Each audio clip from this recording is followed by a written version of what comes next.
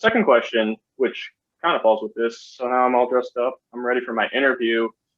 How should I go about introducing myself when I go in? What's the proper procedure?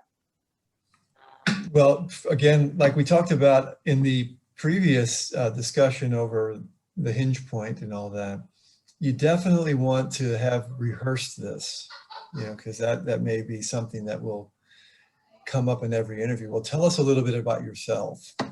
So, again, have this in mind, how you're going to introduce yourself, what is important about yourself, what do you want them to know? When I do interviews, I usually at the end of the interview, I'll leave for the last question something like, well, you may have came into this interview prepared to tell us something, you wanted us to know something about yourself for sure, and it may not have come out yet. So if it didn't, now's your chance for that to come out. So you can think of that as if they say, well, why don't you introduce yourself? Well, there's your opportunity to describe your brief life and what's important to you and what you want them to know about you. So, that's going to be different for everybody, but make it as short as possible. You don't want to go on forever in your own little personal introduction. But, my name's Thomas Kai. I grew up in California, Northern California, and came to Benedictine because of this, and I've been studying that.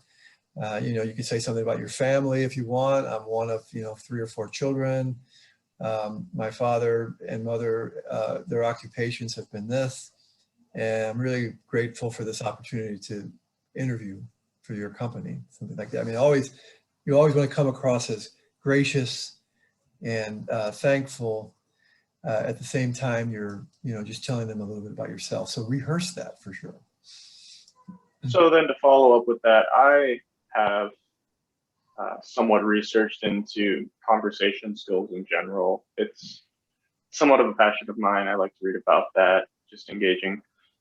So what I know from that is a lot of times with a conversation is you want to direct it towards the person you're talking about because, people do enjoy talking about themselves. It's a natural thing. Everybody loves to do it. When it comes to an interview, how much of that attention should you be focusing towards yourself versus how much should you be focusing towards the person you're talking to? Because obviously you're not interviewing the person you're talking to, but do you want to take up a majority of that time talking about what you're doing, all about you, or would you say it's better to direct questions more towards the person who is interviewing you? Yeah, it's another good question. I think if the person interviewing is good, at some point they will get around to saying, do you have any questions for me?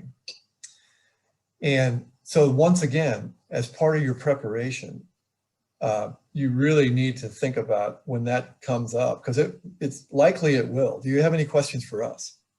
Well, you definitely want to have questions because you don't want to sit there and say, well, no, I can't think of any right now. No, I don't really have any questions.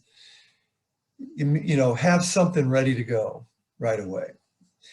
So be prepared for that. But during the bulk of the interview, when they're asking you questions, then you want to definitely, stay focused on that. Don't make it look like you're trying to deflect having to answer the question that you've just been given and maybe turn it back to, either asking them or, you could follow up with a clarification, but they want to hear your answer. So, and now the balance between speaking, too much about yourself or speaking in general terms, this is something I pick up on usually when I'm interviewing, is if I'll ask the person a question and if their answer is always just in the first person, if everything is, me, I, me, and they don't think anything in just in general, I'll notice that. So I think it might be a good strategy, even though they are interviewing you.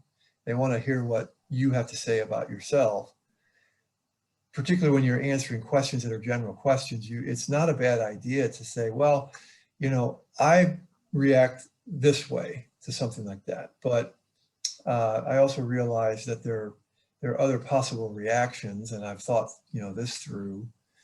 And that demonstrates that you also can step outside yourself and see that the issue maybe is more than just how I feel about it. I hope that makes sense. Is that? Yeah, I think that's some great advice right there.